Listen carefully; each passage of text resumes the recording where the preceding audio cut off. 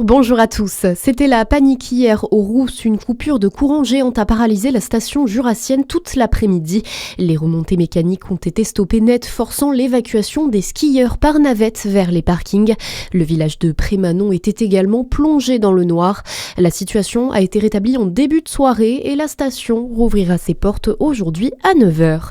Une vengeance inédite sur le réseau Divia. Un jeune homme de 23 ans a été interpellé dimanche soir à Dijon après avoir tenté de faire dérailler le tramway boulevard Clémenceau. En état d'ébriété, il plaçait des morceaux de bois sur les rails pour se venger d'une amende reçue quelques instants plus tôt. L'homme a été placé en garde à vue.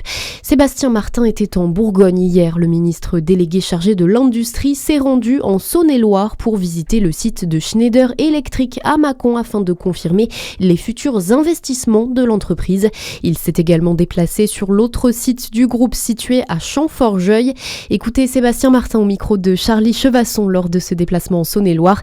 C'était important pour lui d'être ici. Je pense que c'était une belle reconnaissance que, étant en Saône-et-Loire, l'année en plus des 190 ans de Schneider, de la fondation de Schneider au Creusot, eh bien, cette histoire se poursuit ici à Champforgeuil et dans une production industrielle d'excellence. C'est des sites industriels comme ceux-là qui participent à l'électrification en France mais aussi dans le monde entier.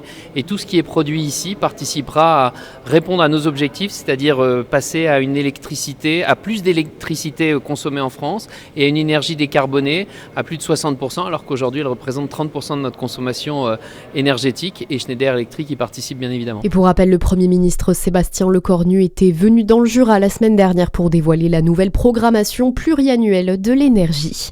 À la une de l'actualité également, au moins 6 personnes masquées et cagoulées ont frappé Quentin Derenque. Le procureur de la République de Lyon a fait le point hier sur l'enquête après la mort de ce militant nationaliste battu par un groupe d'individus jeudi en marge d'un meeting de Rima Hassan.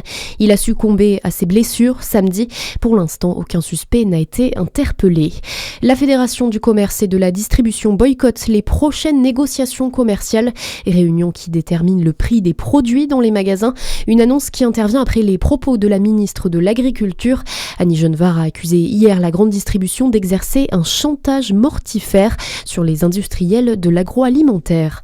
La France rêve de nouvelles médailles aux Jeux Olympiques de Milan-Cortina. De réelles chances cet après-midi pour la délégation tricolore. Avec une nouvelle fois le biathlon, le relais homme est programmé à 14h30. Et puis notez que nous sommes toujours en vigilance jaune pour crue. La triple vigilance pour pluie, inondation, neige et orage s'est achevée ce matin.